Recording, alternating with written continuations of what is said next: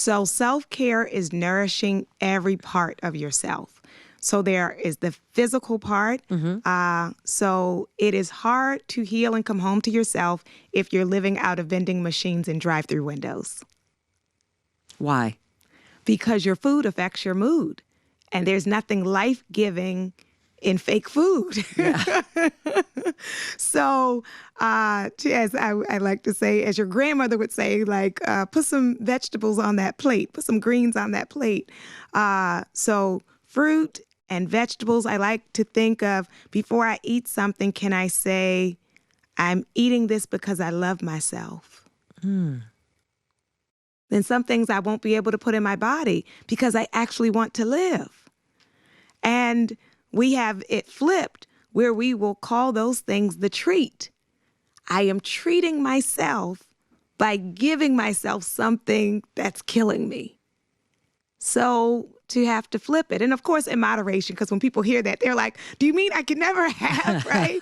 So and drinking water instead of all the soda, sleep is a big one. It is hard to come home to yourself when you're exhausted. You know, we are busy, and then all night people are on their phones or, you know, up and can't sleep. And I say, if your idea, and hopefully this is okay to say. You can say whatever you want. Yes. If your idea of relaxing before you go to sleep is watching 3 episodes of Law and Order, I would encourage you to think about, why is trauma relaxing to me? Oh. That's what it is. I mean, it's harm, crime, violation, attacks, and that's what is going to soothe me into my bedtime. So what is the answer that a lot of people give you when they do go into therapy about that connection? It's that it's normal and familiar. Some of us grew up in high stress, so we think calmness is either fake or boring. Wow. Right? People mistake peace for boring. And it's like, to come home to yourself, you have to lean into the discomfort because it's going to feel unfamiliar. I was working with a client, an adult woman and her mom, and they had been disconnected because the mother dealt with addiction and didn't raise her, but they are reconnected now and living together. And the adult daughter really wanted her mom to say she loves her. And the mother just said to me, that just seems fake. Right? So she had not grown up with that, had not heard it. To her, it's like something people do on TV. And so I said to her, if you mean it, it's not fake. It just feels like it because you're not used to saying it. Mm. It is amazing how many people don't tell the people that they love that they love them. Right. And it hadn't occurred to me, it's because they never were told that themselves. Yeah. And that it might feel forced or not authentic. Yes. Whoa. Yeah. And that's the importance of us learning each other's love languages, because, you know, her response was the response of probably many of her generation, which was, you had food on the table or you have a roof over your head. Yes. What more do you want from me? Right. What more? What more? I love also that homecoming is not only therapy, that there is a deeply spiritual aspect to this. Yes. So what is sort of how would you describe the difference between therapy and spirituality and the work that you need to do in both areas? That's right. So unfortunately, many people who are in the mental health field did not get trained to incorporate spirituality. And so there's research that shows on average, mental health professionals endorse a lower level of spirituality or religiosity than the general public. Really? Yes. Why do you think that is? Well, I think a part of that can go with higher levels of education, that a lot of times people can disconnect. as with education can feel like they need to prove everything. And spirituality is beyond our proving or our being able to manipulate it, right? So it's like it's not concrete, right? And so that's in the field of psychology, the actual, the founders in the field were often people of faith. But then there was this move in the field where we wanted to prove we're a science. So if we want to prove that we're a science, then we can't talk about anything people find spooky or soft or, in some other realm. And so then there has been a neglect from that area. And then I think the other part of it has been the recognition that some people have been harmed in spiritual spaces. So then some therapists will overgeneralize and think that it is all harmful, as opposed to whenever you get people together, you're going to have some good and some bad, some things that are healthy or unhealthy. What is your definition of spirituality? It is an awareness of the sacred beyond what we can see. Oh, I love that definition. And now that we're on this topic, it occurs to me, how could you possibly heal without pulling faith and a belief that something that you have not experienced is possible? That's it, 100%. Because I even say, to be a therapist, social worker, life coach, any of these things, you have to have faith. And for people to show up, there has to be a faith that there can be more than what I have seen and what I have experienced. It's like when I'm counseling people who have only had unhealthy relationships, and I have to say, just because this one is better doesn't mean it's good, right? If you're just used to bad treatment, if people call you back, you're like, right? They called me back. And it's like, that was nice, but there's more, right? Yes. There's more. Yes. So we've kind of started stepping toward this awareness.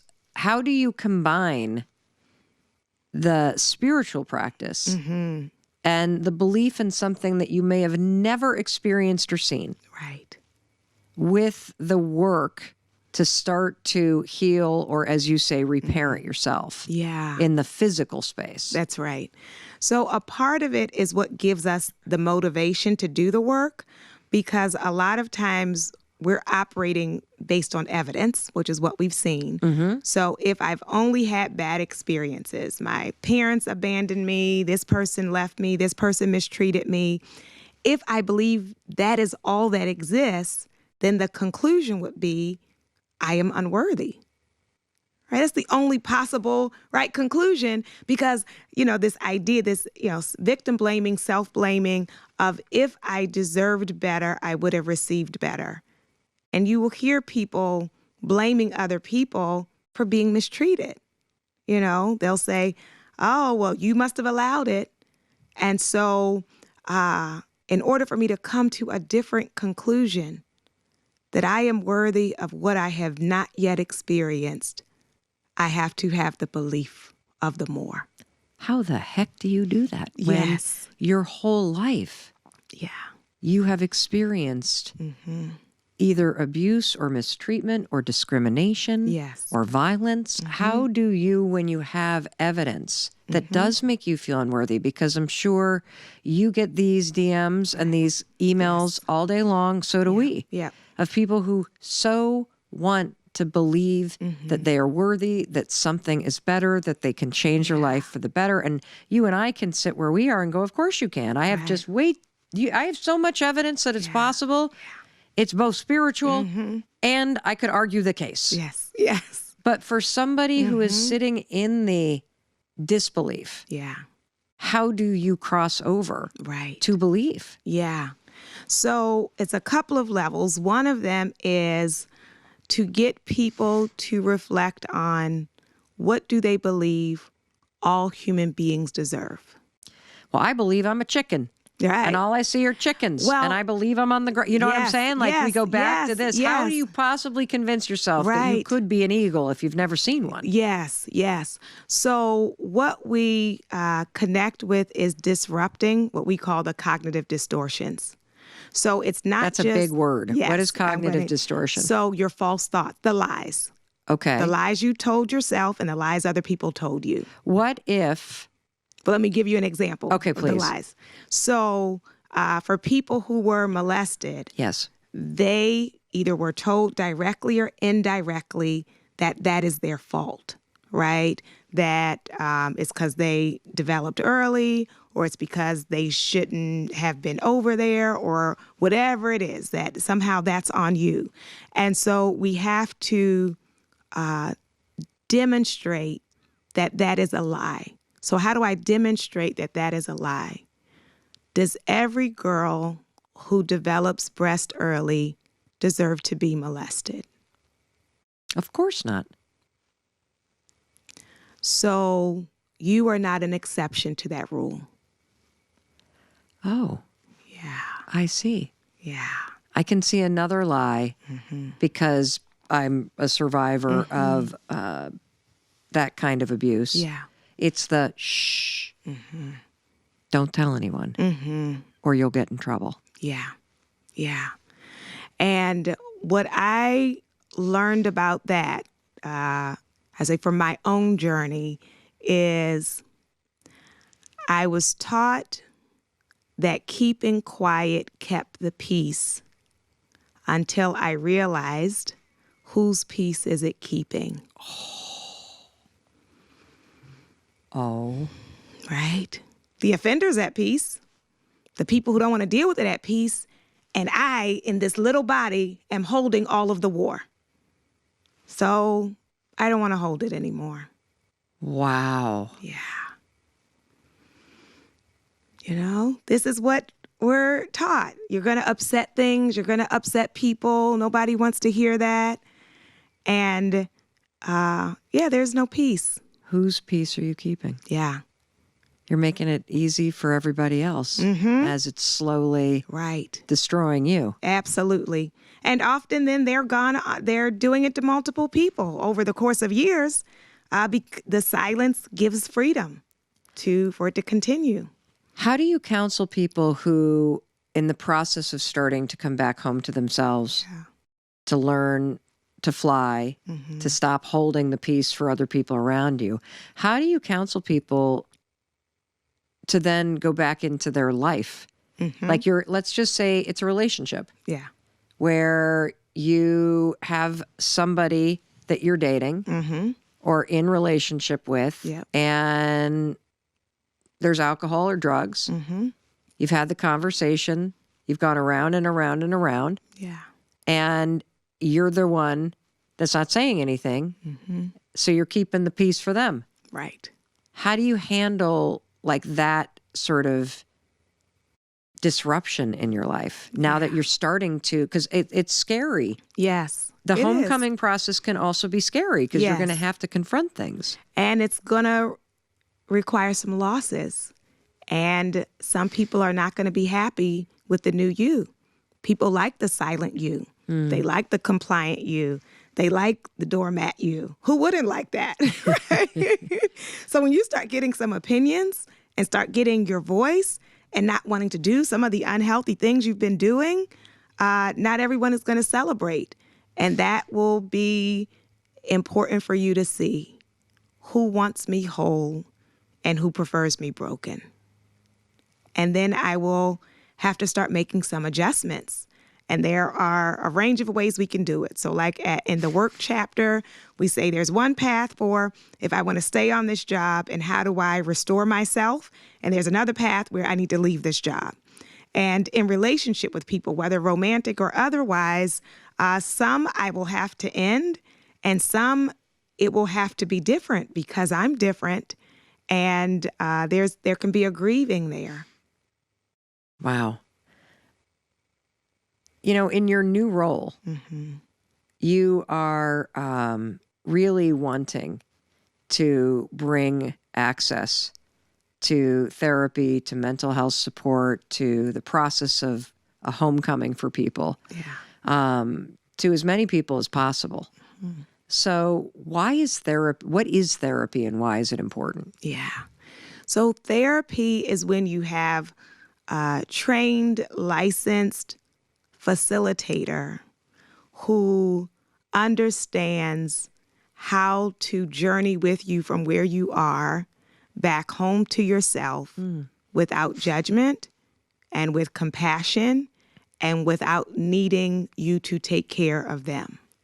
Oh, that last part was the big one. That's the big one. That's why your friend is not the same thing. Your family member is not the same thing. Wow. Yeah. I had always said objective and licensed, but the fact that you just said, Yeah. you don't have to take care of them. That's right. Wow. Yeah. That's the huge part, especially for those of us who have tendencies toward taking care of people. Right? Yeah. So then in your other relationships, you'll say, I don't want to burden people, or I know they have a lot going on, so let me just pour into them. Well, this is the space where you don't have to give, you don't have to be on, you don't have to do that. You know, I tell my clients, I'm good. Right? I have spaces outside of here that are for me, so you don't have to worry. I have the capacity to hold it. And that's what we need. And you also have the tools. Yes. To help us recognize and call ourselves out where we're being a chicken. Right. Where we could be an eagle. Yeah. And how to take flight. And I will say, it is so important to have the tools and the understanding, because people who don't will often blame. Let's say if you have a child who's depressed and their parents just call them lazy. Yes. Right? They don't understand what they're looking at. And so that's a part of what's important as well, is perspective and insight into what I'm seeing. If somebody in your life is struggling, I'm just going to send my husband to therapy. Yeah. Just going to send my kid to therapy. Yeah. Does that work? So there is a benefit of individual and family. Okay. Right? Because I'll say, especially with children, what I saw when I first started was people would drop off their child and I would spend like an hour building this kid up. And then they pick them up and in the parking lot, they're cussing the kid out. Oh, it's like this, like they didn't even make it home. So like it's, what are we just going to do this every week? And so now I'm seeing like what the real dynamic is. So, you know, with couples, I will say there is a part of our work that is individual. Let's say if I'm working with a sexual trauma survivor. So there's a part that is that person's journey, but then there's a part for the couple to say, like, what will the intimacy be like for us given the history, and how do we support each other and have patience with each other? And one of the names we're talking about people is not only self-care, but community care. Let's talk about that. What does that even mean? Yeah. So we heal in relationship to other people. There is something very liberating and healing in being known, like you reveal yourself and people still love you, right? That people still choose you, that people, that you feel seen and heard and supported. There's emotional social support, which is like someone I can cry with, someone I can share my good news with, someone who I can vent to. But then there's also instrumental social support. Are there people who can help me in concrete, practical ways? And it's important that we know which friend or family member is good at what, right? You may have a relative who's not touchy-feely, right? They're not good with the tears, but they can help you find a job, right? So that's another type of support. Yeah. I'm surprised and saddened by the number of people that will reach out when they hear you say that and say, I have no one. When you have somebody that you are working with who is telling themselves the story that I have no one, what are the rituals or the tools or the tactics? Because you give homework in this book. Every chapter has homework. That's right. I would imagine every counseling session that you do as a therapist has homework. So what would the homework be if you're somebody who says, I have no one? Then one of our goals will be to make friends. And first get their buy-in. Can we say that that's a goal for you, is to make friends? And so then we have to think about where are we going to get these friends? Sometimes it's brand new people. So it may be you sign up for a cooking class, or you join a book club, or you join a political organization, or your yoga group. And then sometimes you have people but you have kept it very surface. So then I want to deepen my relationships.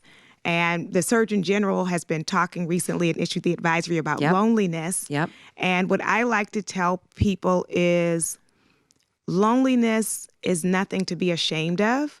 Some people, when they hear you say you're lonely, they just say you need to love yourself. And I like to say that's not the same thing. You can love yourself and still desire a connection to other people. So that is not an automatic absence of self-love. And so then if I have acquaintances that are all very surface, then to deepen it, am I willing to go deeper? Because again, I can start to shift the tide when I talk about deeper things, then other people will often meet me there. Wow.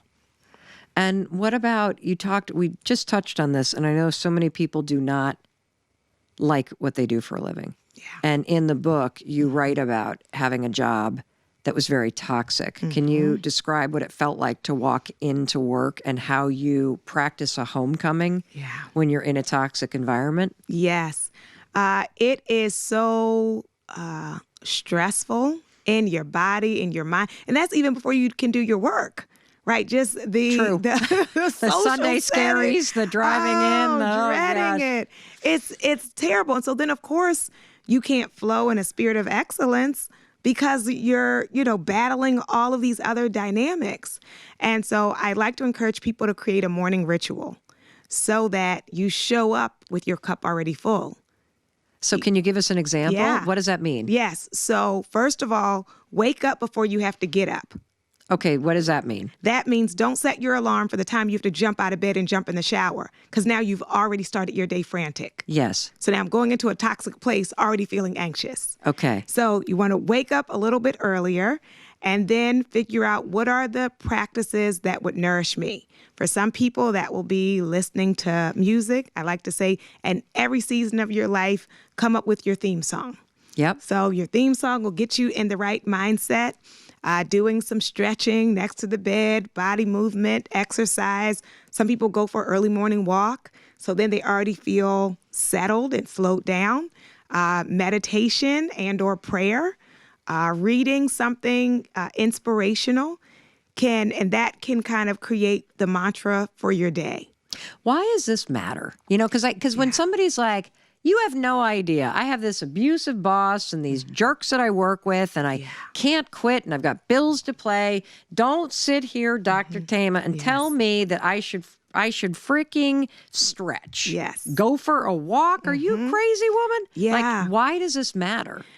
I want to introduce you to the part of you that is not an employee. You are more than your labor. Oh. Yeah.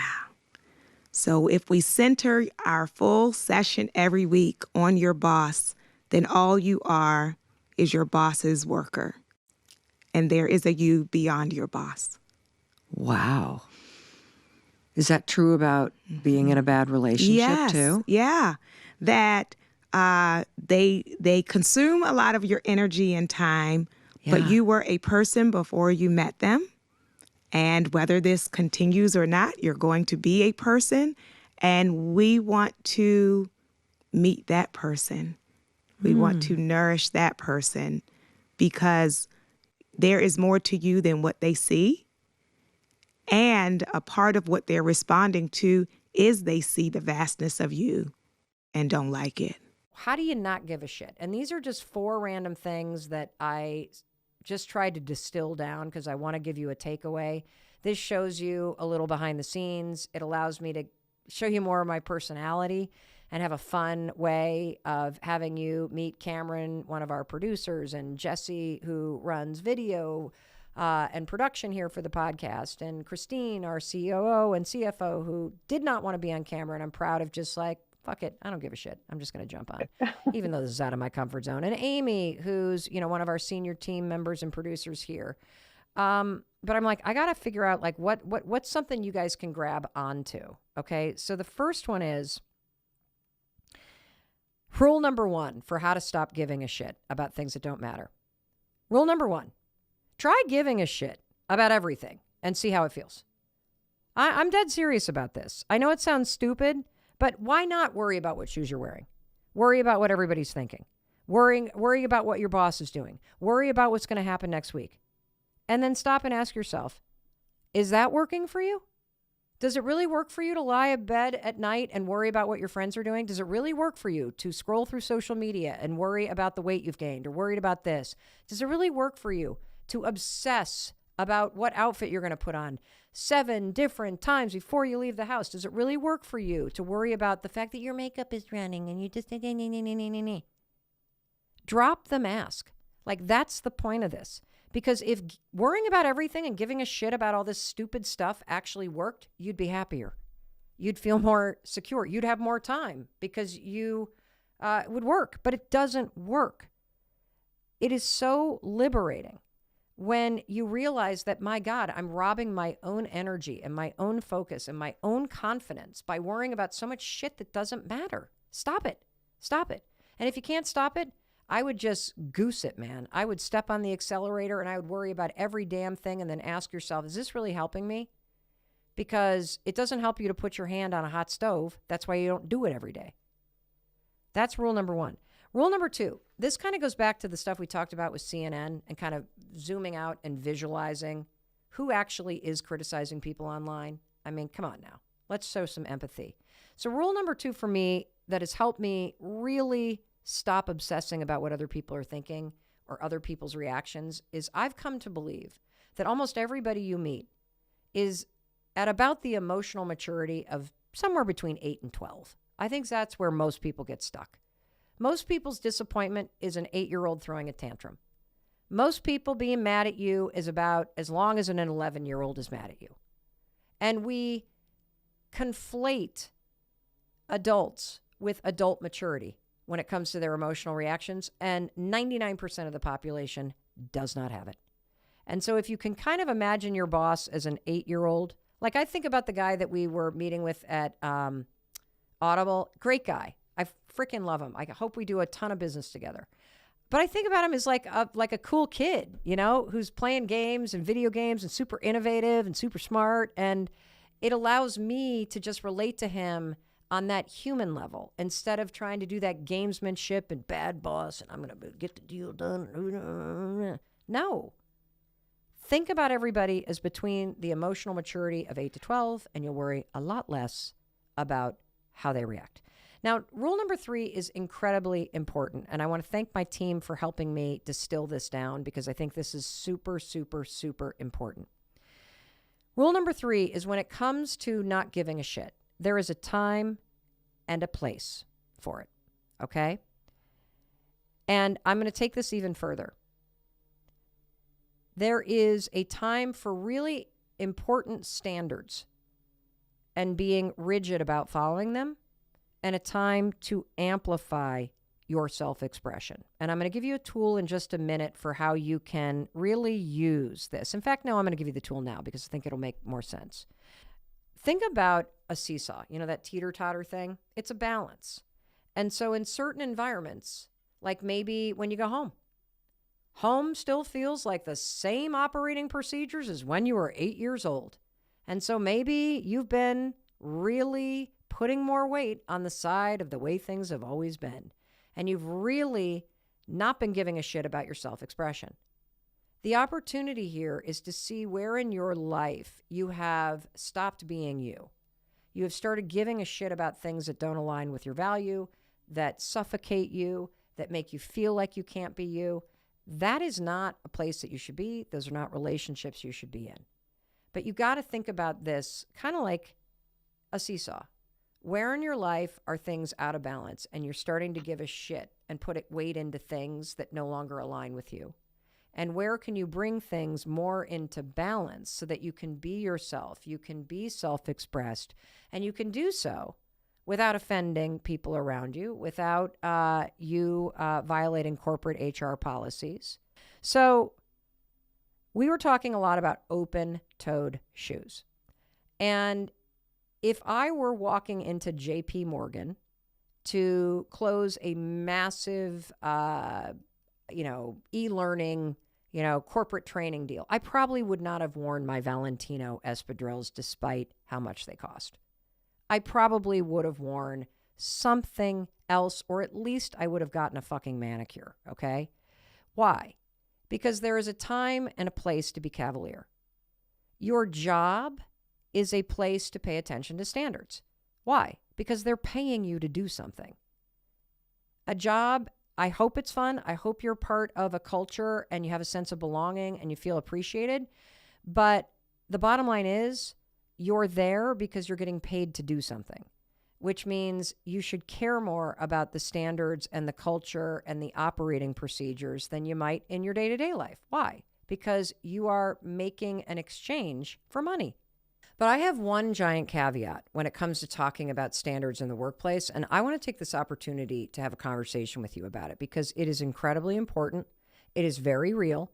It's very real in work. It's very real in life in general, and it impacts people's ability to be fully, authentically their truest selves. See, there are a lot of standards, especially in the workplace, where discrimination and bias is very real and it impacts people's ability to be themselves. And as a white woman, I have the privilege of never having to deal with that. I'll give you an example. So I have a bunch of Black female friends who do not feel comfortable wearing their natural hair at work. And it's not just anecdotal. There is incredible research documenting this. So a recent study from Michigan State, for example, confirms that 80% of Black women feel that they need to switch their hairstyle in order to align with more conservative work standards. And a recent study from Duke has proven that Black women with natural hairstyles, like an afro or twists or braids, less likely to land a job interview than a white woman like me or a Black woman with straightened hair. I mean, that just makes me want to cry. And here I am talking about open-toed shoes, and Black women have to worry about their hair and being who they are. That is so shitty. And that's why I wanted to take an opportunity and why I think it's so important to call out this type of bias. And that's why I'm doing it right now. So I want to acknowledge that whether it's your gender identity or your religion or your race or your sexual orientation or a disability that you have, I want to acknowledge that how you manage this balance that I'm talking about between self-expression and being your authentic, full self and the very real bias and discrimination that exist in social and workplace norms, that is a deeply personal decision and balancing act that you got to make every single day. And it's easy for me to say, hey, hiding who you are is never okay, because it's true. I don't want you to ever hide who you are. But I just felt it was important that I acknowledge that it's easy to say, but it's not that easy to do. So let me kind of layer that into this rule number 3 that we're talking about, which is there's a time and a place for self-expression. It is up to you to decide what you value most in any situation. When you think about that seesaw between standards and societal or workplace norms versus your self-expression and you being you. But here's what I do know. I hope that you find the courage to choose your values and to choose being yourself as often as you can. And that brings me to the 4th rule. The 4th rule for how to learn how to give a shit about what matters and not care about what doesn't. The 4th rule is you go first. You go first. Every single human being that you encounter is trapped in some sort of rule they think they should be following. Everybody. And the rule, if you want to start giving a shit about what really matters, is you go first. You be the one that shows up with espadrilles.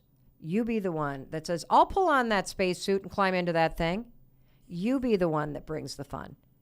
And what I've found over and over and over again, and I think, Christine, you'll be able to say, yep, it's true, is that by being willing to put the real me, especially the hideous me, the moments where I'm crying, the moments where my makeup is running, the moments where the dog has just barfed all over something, the moments where I've just left a gym class where I've pulled a calf muscle and I'm still panting and my eyes are bloodshot and my face is beet red and I literally look at myself in the selfie and I say, how does Christopher Robbins wake up next to this every single morning with a smile on his face? Because you women are ugly. And then I hit play. My willingness to do that, my willingness to go first, to drop the mask, the filter, to just put it out there, it's liberating for people. I mean, people come up to me more often when I look like shit. And I say, yeah, I'm happy to take a selfie. They're like, really? Like shocked that I would want to actually take a selfie looking like that. And then somebody perfectly made up, like, well, let me fix my hair. And I'm like, are you kidding? Look at me.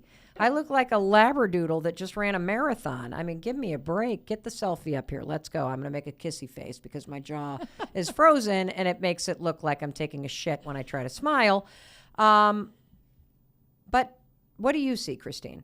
And the you go first. And then you go first? Yeah, absolutely. I mean, I think it's something that really connects with people when they meet you, of just feeling like they're running into a friend that they, have seen from afar. And I think that there's something very special about that. And it's a true connection. And then something I would just add, as somebody who's known you for a long time, 18 years at this point, of you have always been exactly the same person. And so it's weird that when we run into people and people are super excited to see you just because I've known you for so long, but that it's a sincere connection for sure. And the other thing I would say is that I've never known you to make a negative comment about anyone else's appearance, how anyone else is dressed. Like, you're not, I don't think that's something that you process or are connected to. And I think it's because you freed yourself of those constraints that I don't even know that it's something that you notice. And I think that's quite admirable. And I think that's also something to share, of like, once you stop caring about those things, you'll stop paying attention to them in other people too.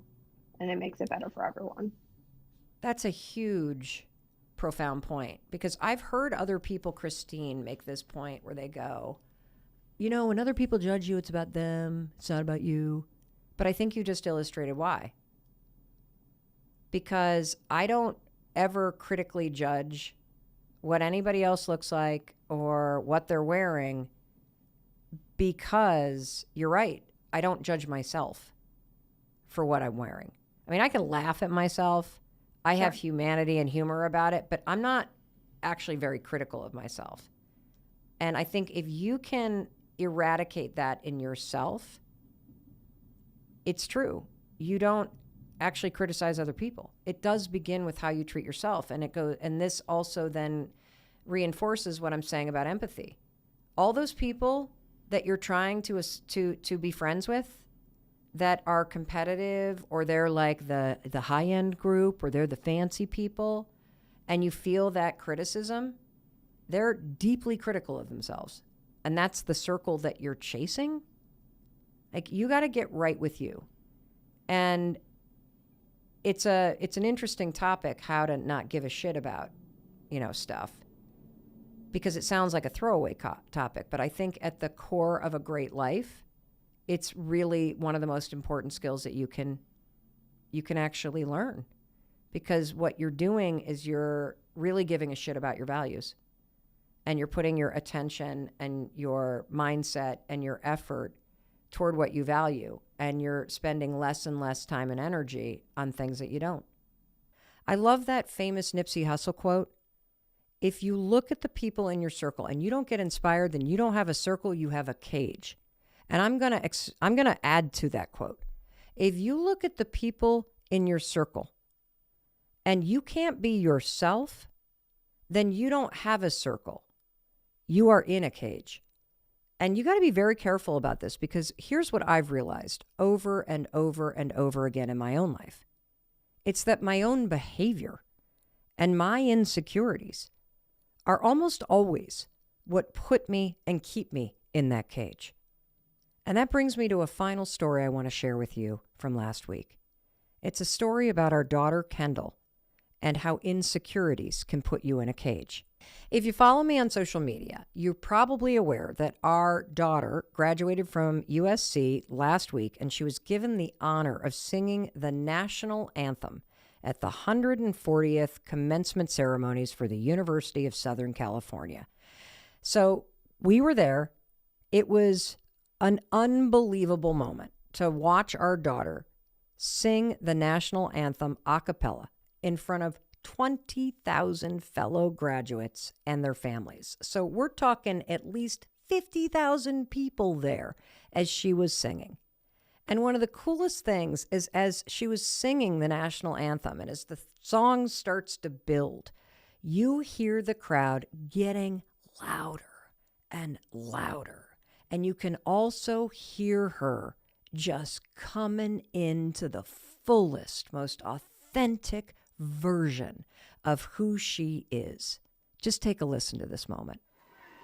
Oh, say, can you see by the dawn's early light what so proudly we hailed at the twilight's last gleaming, whose broad stripes and bright stars through the perilous fight and the ramparts we watch were so gallantly streaming, and the rocket's red glare, the bombs bursting in air, gave proof through the night that our flag was still there.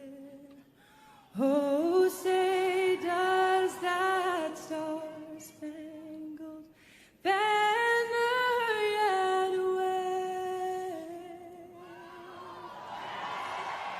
o'er the land of the free and the home of the brave?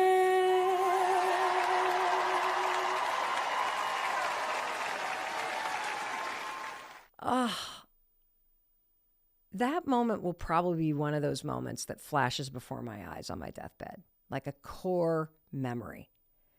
But that's not the point of the story. The point of the story is this. 24 hours after that moment, I asked her, so Ken, what was the most surprising thing that's happened since you sang the national anthem yesterday? And she said this. I didn't realize that 99% of my friends have never heard me sing. I'm like, what?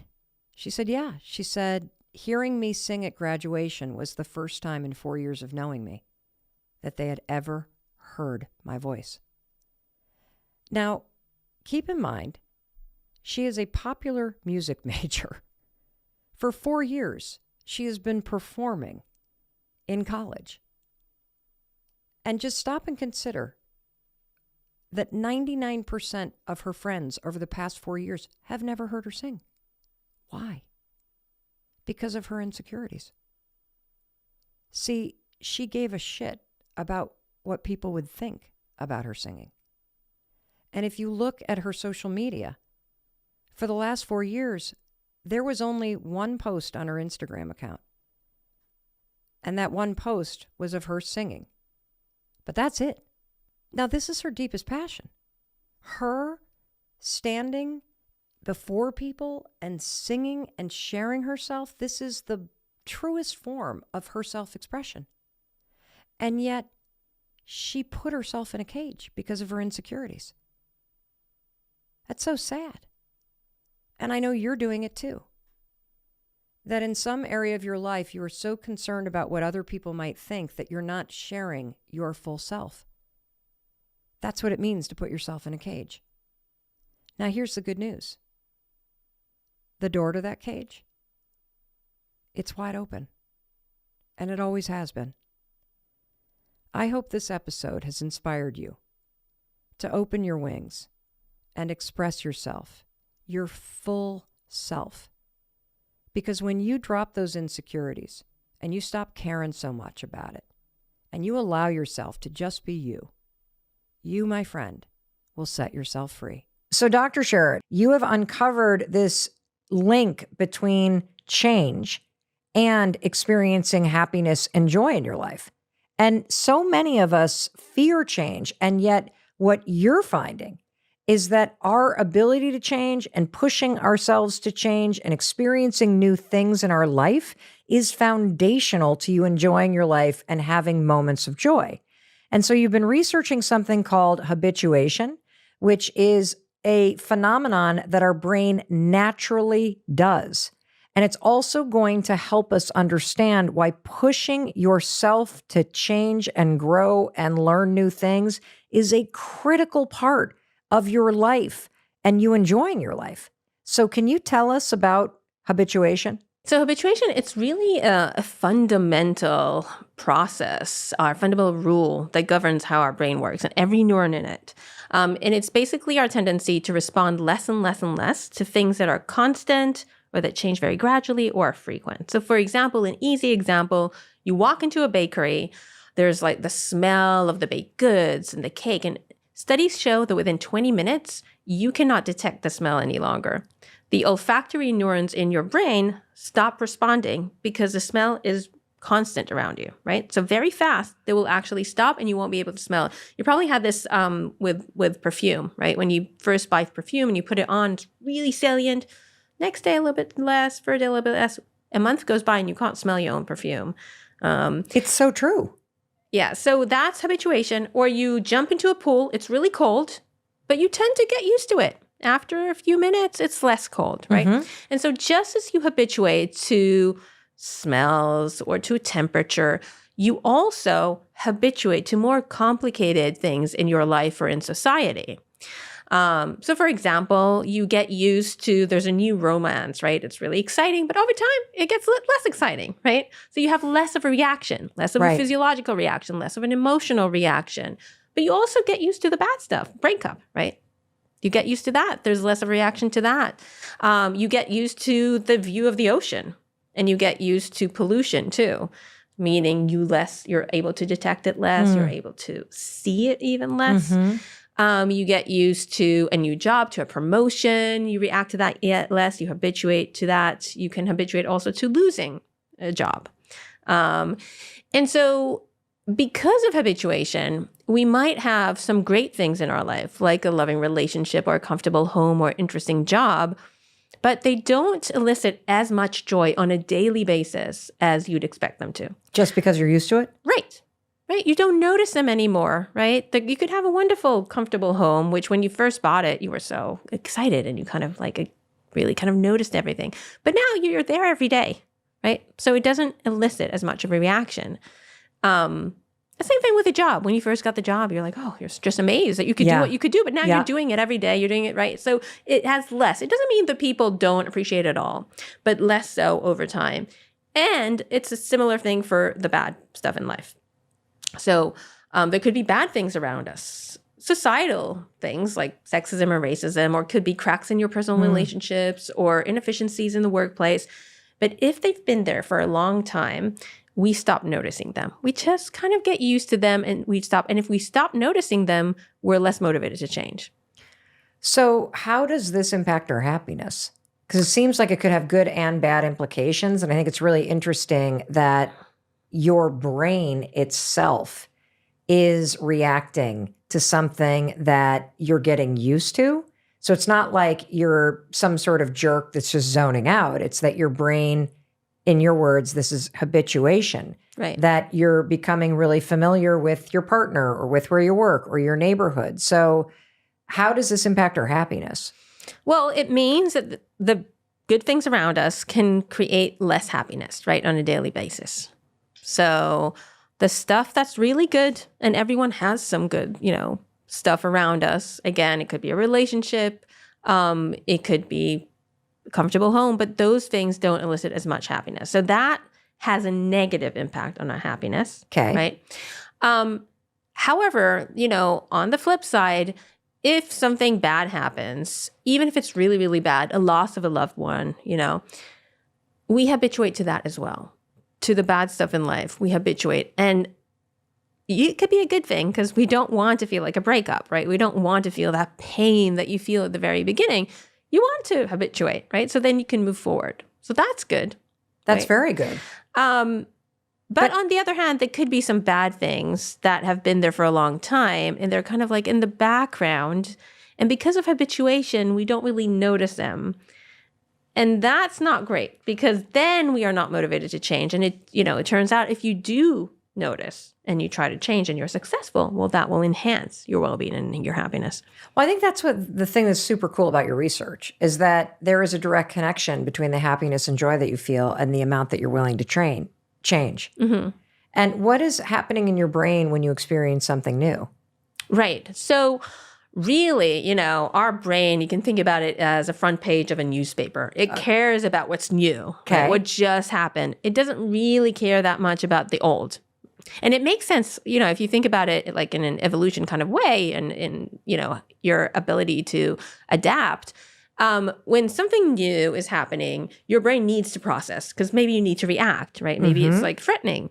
But after, it's been there for a while and you're fine, well, we really need to keep our resources. The neurons need to be ready for the next new thing that's coming. So we're ready to react to that.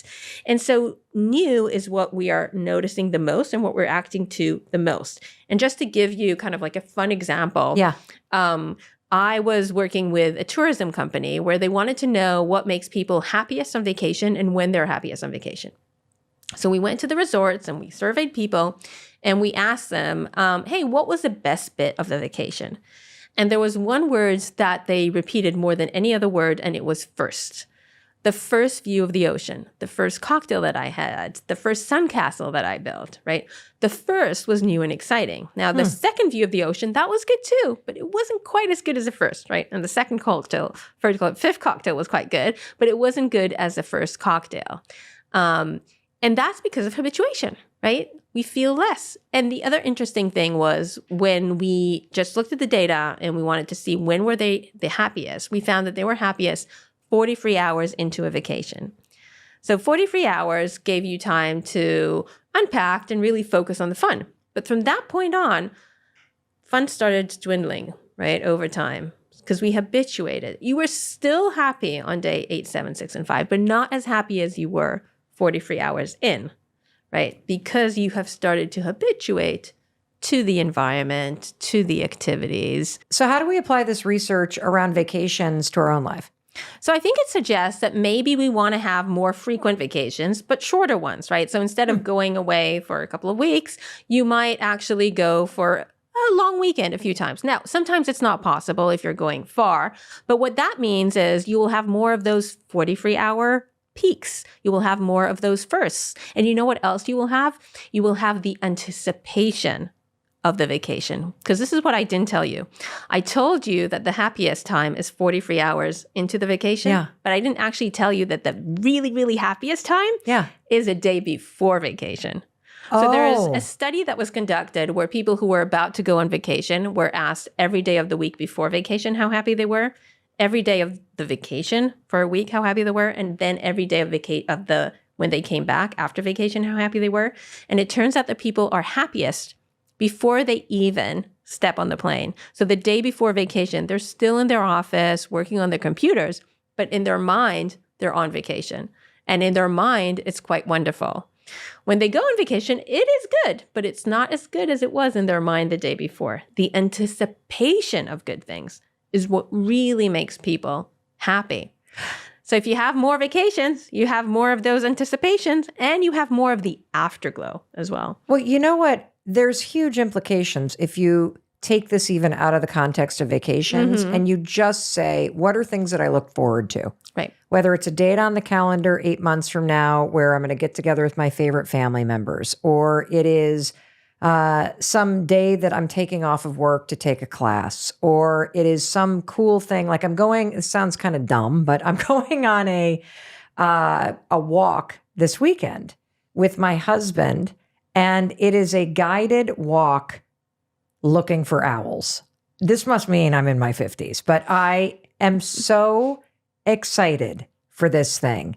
And so I can see how even just being proactive about putting things in your calendar out in the future to look forward to is a way to hack happiness in your life now. Absolutely. I call these anticipatory events, right? These are events that we have on our calendar. They haven't happened yet, but they're making you happy at the moment.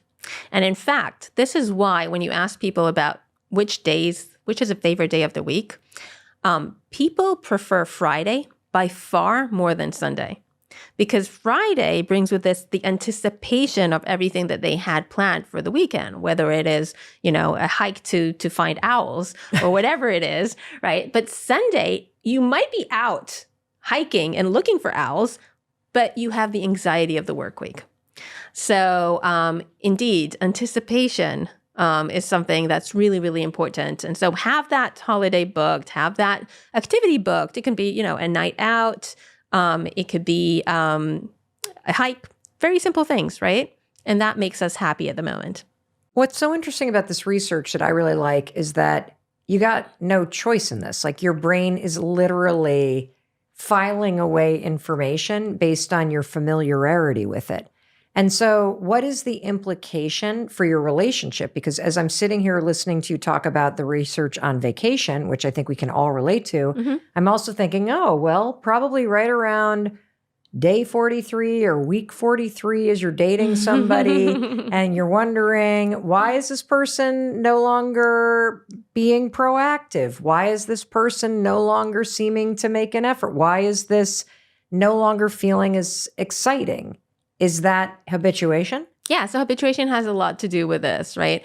And in fact, so if you listen to Esther Perel, the well-known relationship expert, she did surveys and research where she asked people, hey, when were you most attracted to your partner? These are people who have been together for a while, married couples. And she found that they said two things. Either they said, I was most attracted to my partner when I went away and came back. Maybe I was like on a business trip. I was away for a weekend and I came back, right? Which makes perfect sense because what you're doing when you're leaving a situation and then coming back is you're dishabituating. What does dishabituating mean? It means that you removed that thing, right? You stepped out of the bakery for 10 minutes. Now you're coming back. Now your neurons are going to start responding. Maybe not as much as the very, very first that when you entered the bakery, but if there's a large enough break, then you dishabituate and you start responding, right? And that's the first thing she found. We have actually, so on the cover of our book, if you open it up, there's a little visual illusion, which is colors, clouds of colors, and a fixation point in the middle. Right. And if you fixate on that fixation point and you don't move your eyes at all, what happens is the colors suddenly become gray. And if you do it really, really well, actually it just becomes white. And why does that happen? Because the input to every specific neuron, if you're not moving your eyes, doesn't change. It's the same, right? The same colors are getting to the same exact neurons. And so the neurons at the beginning, they're like active. They're like color, color, color. But they're like, well, color's not changing. I'm going to stop responding. So now it's gray and finally it's white. All you need to do is move your eyes like that. Just move them for a second. And then the color immediately comes back because now different neurons are getting different signals. And now they're reacting again. Okay, so we're putting this up on the screen for everyone who's watching on YouTube right now. And you're going to start by simply staring at the black plus sign in the middle of the page. And Dr. Tolly said we got to do it for 30 seconds. And just try to focus only on the black plus sign. And as you stare at the black plus sign, you're going to notice that the color fades away. It's crazy. But the second that you kind of adjust your eyes and look away for a second from the black, all the color comes rushing back. So I want you to keep watching it right now and see what happens. Just look at the black plus sign. Just a couple more seconds. Holy cow. That's crazy. So basically, that's habituation. When you stare at your spouse or your work or your life for too long, it goes gray. And that's why you got to shake things up to bring all the shimmer and the color back. So cool. So that's dishabituation, right? Gotcha. That kind of same principle. Of course, like the actual neural mechanism is not exactly the same, but the principle is the same. Your partner's been there for a while. Everything's the same. We kind of like don't notice, don't respond, don't think. We leave for a bit, we come back, and now colors, right? So that's the first thing she found. And the second thing is related, which she found that people say they're most attracted to the partner when they're in a novel, new situation. For example, the partner is talking to some strangers, or the partner is on the stage doing something, right? And again, this is a form of dishabituation. You're seeing your partner in a different way because they are in a different circumstance. So now it's not the same old, right? Yeah. It's something new. When does habituation pose the biggest, I think, threat to upsetting what might be like otherwise like a nice life? Because I could see how you getting used to your neighborhood, you getting used to I'll just take the example of a kitchen. Like, your kitchen's perfectly fine. And yet you probably spend a lot of time on social media looking at kitchens and thinking about a kitchen renovation. And then you walk into another person's house and you're like, oh, we should have a coffee bar. We should do, what if I did white cabinets? And now all of a sudden you're looking at your kitchen, which has been perfectly fine, and you no longer like it. You kind of hate it. And so does habituation make you start to reject or not like the things in your life, from relationships to your job, to your neighborhood, to your kitchen? Is that part of the problem with this if you don't realize it's going on? Yeah, because it brings you less joy. And as a result, you want something different, right? And I think your example is great because there's two things here. One is it's something that you had before, which you thought was fantastic. Yes. The kitchen. You thought was fantastic before, but now is not that exciting, not that fun. And also the other thing that nice that you said is like, well, I go to another person's house. I think their kitchen is great. And they probably come to yours. And for them, they think like, oh, the kitchen is great. Or they think like, oh, she has like a wonderful life. She has like, and it's potentially the case that you have the same thing, right? But you've had it the same for a while. Yes. Right? And that's why kind of we're looking for, diversity or new things. And it's not all bad, right? I mean, again, it's like two sides of the coin. Okay, maybe we don't need to like redo our kitchen every couple of years. But, that kind of need to progress, right? That's not necessarily just a bad thing. Right. That keeps us moving forward. Yes. But it's like a delicate balance. How do you balance it? Because I can think about an example where, we all are chasing the next greatest thing. Mm-hmm. Right? We're chasing something that looks better or something that's going to be this. And we're kind of going after that newness thrill. And it's very clear that there's both the need to change, but there's also the fact that constantly chasing it and using an example of their significant other does a lot of that and my partner doesn't do that anymore. Is it making us unhappy to constantly seek the change, or how do you balance it? Yeah. So, I mean, it is definitely a balance, which is why I think it's important to kind of think about how do we get some joy back from what we have, right? And there's two ways to do that, right? And kind of like one of the ways is what we talked about, which is like a little break, right? You probably notice that if you go on a work thing for a couple of days, or maybe even more, maybe 3 days or a week. And when you come back, it seems like everything has resparkled, right? Even your kitchen.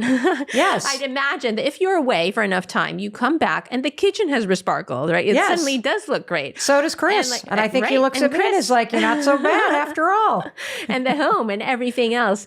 It's definitely something that happens. And in fact, we stole the word resparkled from Julia Roberts. So she has a quote where she says that her normal day is like she gets up, she takes the kids to school, she comes back, she maybe goes on a bike ride, maybe with her husband, she has lunch, then it's time to pick them up and take them to their after school activities. And she says, well, if I'd done that every day, for months and months and months, it would just be boring. But I don't, because I go away, to film or whatever she does, and then she comes back and then it has resparkled, right? Yes. Sparkling. Everything Yes. seems like, she says, it seems like there's pixie dust on it. Yes. And you can say, well, Julia Roberts is not the average human being, right? Correct. She's quite a privileged person, but I think she's talking here about something that we can relate to, which is if you take a little break and you come back, then your life looks a little bit different, right? You dishabituate to some degree. Maybe it doesn't last very long, but you can see things a little bit differently. Do you have maybe more recommendations? realistic. Do you have recommendations for how a person who's not leaving to go film a movie could do that if they're in a job that they go to all the time and they are in just this cycle of same person, same job, same, neighborhood, same group of friends? How do you use this research to resparkle some pixie dust on your life? Right. So 2 things. First is you could probably take a break. Okay. To most people, they could still take a little break. You could still go away for a few days and come back. Now, let's say you can't do that. Laurie Santos, who is a professor at Yale, suggests closing your eyes and imagining your life without these things, right? Imagine your life without that wonderful kitchen. Imagine your life without the partner, without the job that you have, right? And then when you open your eyes again, well, things kind of resparkle a little bit, right? So That's true. That's like a good little kind of exercise to do. I actually like that because I think the instinct is instead of closing your eyes and imagining your life without the person you're complaining about or without the kitchen that you have that is great and works fine and without, the neighborhood you live in, that we instead look out instead of in and we go, oh, well, I like the way that relationship over there works better. And I like the way that kitchen over there looks better. And then you bring it back to your life and pound on the people that are there instead of taking a step to close your eyes and go, well, what would my life look like if they weren't here? Now, obviously, if you're happy, then you got to make some changes. But if you feel that little ache, then what do? Right. You just open your eyes and sprinkle a little fairy dust on them. How does this impact our sex life? So again, if we go back to Esther Perel's research, right? Her recommendations is breaks or novelty, right? A lot of us are already taking breaks, so that's not putting working. yourself. She doesn't. Yeah, she means I think breaking away from that person for a little bit. It doesn't mean like a break in a relationship. No, right? I meant like a break from sex. Right, like there's right, a lot of us in the menopause years that are like, we need to get more adventurous. So either take a break in terms of or a novelty. Or introduce a novelty. Right. And so the novelty is like a really interesting thing because, okay, so I was talking about breaks before, and then the second thing you could do for, to spice up your relationship, but in general to spice up your life is to introduce variety, right? So diversify. And I don't know that, she necessarily is giving examples just about what's happening in the bedroom while you're in the bedroom, because I think her point is that if you do things in a way that's different outside, so once in a while when she said, oh, you see your partner on the stage or you see them doing something that you've never seen them before, what her research suggests is that enhances attraction, right? But I think the message of like variety and novelty is important for our life in general. So people who have a more diverse life, they've maybe lived in different places, they work in different types of projects, they interact with different type of people. They tend to have a more psychologically rich life, right? So I think we could definitely do that. Whatever kind of life you have, you can actually shake things up a little bit. It can be something small, like how do you commute to work? What route do you take to work? It could be small like that. Or it could be like, maybe take a course and it could be something online, okay? So maybe you don't have the money to pay for like but take up a new skill or listen to a new podcast, right? So try to change things or maybe start talking to someone or befriend someone who's different from the normal kind of people that you tend to interact. I'm not even, like their personality is not the type that you usually are interacting with. And by diversifying, we are doing a few things. We are dishabituating because now, we have different inputs that we're not used to. We also, as we talked about before, putting ourselves in a context of learning, right? And that's important. Learning is always good. We enjoy learning. Well, it boosts your happiness based on the research. Right? You know, Exactly. I have another question about the research, which is when does habituation and the fact that you're now used to your life feel the most overwhelming? Right. So I think it is when things are not changing for a prolonged time, and we see that in our midlife.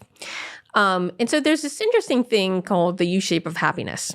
So happiness is quite high in kids and teenagers, and then it goes down, down, down, and reaches rock bottom in your midlife. But then it starts going up again and actually remains quite high until the last couple of years of life. And again, this U shape is on average, right? So it's thousands of individuals, and we're looking for a trend and, data from thousands of individuals. It doesn't mean that for every person, midlife will be the bottom part and, you'll be happy in the edges, but that's in general. And so why are people less happy in midlife? There could be many reasons, but one reason is it is the least amount of change, right? If you think about it, as when you're a kid, things are changing all the time. I mean, you're changing, you're growing, right? You're learning. It's like a most amount of change. Then you're in the 20s. You're trying different things. You're trying different partners. You're trying different professions. Maybe you're in university or in college, right? You're learning a lot. And then comes midlife, and things are kind of similar. Most people kind of stay in the same place because maybe people have kids. You're mostly on average, maybe with the same partner. You may be at the top of your game professionally, but you're kind of maintaining, right? You're not kind of looking up. You're not looking sideways. Right. You're mostly just maintaining. And so that's the least amount of learning, the least amount of change. Now, counterintuitively, at an older age, once the kids get out of the house and maybe you're retired, in fact, you're starting to change again. Now you need to learn, how am I going to live my life? It's a totally different life now, right? And so it could seem like it will be overwhelming, and maybe it is at the beginning, but that causes people to start learning again. That is so cool. You literally just explained the midlife crisis and the journey of happiness of the human beings through the lens of neuroscience and the fact that we assimilate to the experiences around us. That's so cool. My therapist, the GOAT, Keith, he's awesome. He's in California, so we Zoom. And he's just this like super chill, spiritual guy. Used to be a surfer. Like, he's just like the coolest dude ever. And I love him because he's like such a smiley guy, and he's just like fun, and he's taught me all this stuff. And so I guess this segue, and he basically like helped me. Actually, our beginning lessons were a lot on purpose and like what I am going to do about this thought process. And we came to the conclusion that, or I guess I came to the conclusion with his help, that life does not matter. But us as individuals can make it matter by using purpose and finding our purpose. And so what I discovered with him is that like these thoughts about life not mattering are going to be here. But that doesn't mean they're going to stay, because over time, when I live my life, I'm going to discover what the reason is, or the reason why I want to be here. Yeah, and why you matter. And it doesn't have to change anything, and it doesn't have to do anything, but I'm just like looking for my purpose and like my reason to be like, well, that's why I'm here, and that's why I want to live, and that's why, like, stuff like that. So I just want to see if you can go a little deeper in explaining something. Because when you first started working with your therapist, Keith, you were in the middle of these catastrophic, kind of overwhelming, scary thoughts. And it's interesting that where you guys started was with the topic of purpose. And I understand that this was happening in parallel with a medical doctor giving you a antidepressant to kind of act like a ladder to help you stabilize. Still on them. Still on them, Still baby. great. Still taking them. Guys, they're great. Okay. But what was it about the topic of purpose that really helped you see your way through these scary and overwhelming thoughts? Because the other thing that I've read about the research of this is that this is very common, whether you're triggered by thinking about things like climate change, or if you're thinking about racism or systematic discrimination, or you are experiencing extreme poverty, or you lose somebody that you love, it can lead you to deeply contemplate the meaning of life. And people that are more empathetic or introverted tend to do this more, but it can happen to anybody. And so I found it really interesting that it was a conversation about purpose that helped you start to gain more control about the way that you were thinking. So can you explain how that helped you? Yeah. I feel like what our conversation about purpose did for me was that even though at this point in time, I felt like life had no meaning and there was nothing to really like be alive for, the conversation about purpose kind of strengthened a thought in my mind about how that at one point in my life, I'll do something or I'll meet someone or I'll go somewhere that will just like give me this feeling of belonging and a reason to live and a reason to be here. And that will be like my reason to be on this earth. And like one day I'll be like, hey, this thing that I've discovered about myself that I really like is like my reason to be here. And this is why I'm on this earth. Can I go a little deeper? Yeah. Because at the time that this was happening, how would you describe your relationship with your family? Good. Yeah. I mean, I feel like my relationship has always been good. So Yeah. it was good. And did you have friends? Plenty. I even had a girlfriend. And did you enjoy school? Loved it. Still do. So the only thing about your life that wasn't working were these thoughts. Yeah, these thoughts, it's not even that it fully clouded my judgment. I still loved my friends and you guys and everybody in my life, but I just didn't see why that mattered. Because you have all this stuff handled, and now your mind is starting to take you to these dark places. Mm-hmm. Got it. And I think that's important because it just goes to show you, no matter what's happening on the outside in somebody's life, they seem like they're enjoying school. They have a great girlfriend. They've got good friends. They have a family that they're connected to, that their thoughts might actually still be a very scary place. Yeah. And I wanted to point that out because you just can't assume that you know what somebody's reality really is. I mean, I didn't even know. Nobody did. Not in ninth grade. No. Well, yeah. I mean, I knew very well in sophomore year. Yeah. But I also find it very interesting because when you believe that you are here for a reason and that your life is leading you somewhere, that there is something unique for you to discover that's on the road ahead. Might be tomorrow, might be a year from now, might be 10 years from now, might be longer from now. Mm-hmm. But kind of approaching life like it's almost like a gift that you unwrap to discover what's inside. That thought was like a seed that he planted that has taken root. Yeah. Because I hear you talking a lot, pretty frequently, about purpose. It's like my personality now. All of my friends and like everybody I talk to, at some point we always come into this conversation where I'm like, you know, I'm actually like, I don't see a reason to living and I'm actually looking for purpose. And they're like, what? You're a really intellectual guy.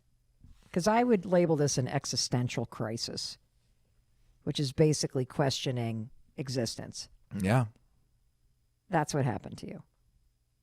And that happens to a lot of people. It's a very normal thing, and so are big and scary thoughts. Next question. How do you get people to go to therapy but refuse to say that they need it? So how do you get people to go to therapy when you know they need it and they refuse? Well, you can't make anybody do anything, but you can make it clear what your boundaries are. If somebody doesn't think they, quote, need therapy, then the first issue is that they don't understand what therapy's for, because everybody needs therapy in their life. Now, let me unpack that sentence. You don't need therapy.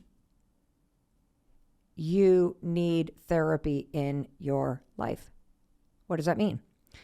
Therapy is when you are engaged in a conversation about your life, about your thoughts, about your habits, about your hopes and dreams and your relationships and the obstacles and challenges that you're facing, that you're in a conversation about those things intentionally, and you're doing it ideally with a person that is objective, meaning they're not a friend and they're not a family member. And the most powerful thing about the relationship is that because they're objective and because they have some level of training, you're not responsible for their feelings. So this is the one person in your life. You don't have to worry about what they think or about what their feelings are, about what you're discussing. You have another human being that is trained to listen to you and help you untangle the thoughts and the behaviors and the patterns and the things in your life that you want less of or that are making you unhappy, and to amplify the things that are going well. And so I look at therapy as a luxury. I think it's a privilege, and I believe it is something that every human being on the planet deserves. Just like when you go to an elementary school or middle school or high school and there's a school counselor. That is a resource that is there in order to help you be successful. And that's what I see about therapy. And so I would start to talk about therapy very differently, because when you tell somebody they need to go to therapy, you're basically saying you're fucked up and you need to do something about it. And so that's confronting. No wonder who wants to go to therapy when you feel like it must mean something's wrong with you. So to me, therapy is an incredible gift you give to yourself if you can afford it, if you have access to it. That's one thing. Second thing is that if somebody understood that a therapist or the right therapist could help them achieve goals and be more successful and happy in life, and you frame it around the change and the opportunity, that's more enticing, isn't it? Wouldn't you love to go to talk to somebody if you knew that it would make you feel better, if you knew it would make you feel more motivated and capable and courageous and confident? Wouldn't you love to talk to somebody who could help you strategize about how to deal with things at work, how to diffuse situations with your family? That's what you're doing there. It's not kind of that caricature that we all have in our minds where you're laying on a couch staring at a ceiling and somebody is taking notes and looking in a different direction as you blob on and on and on about the sob story that's your life.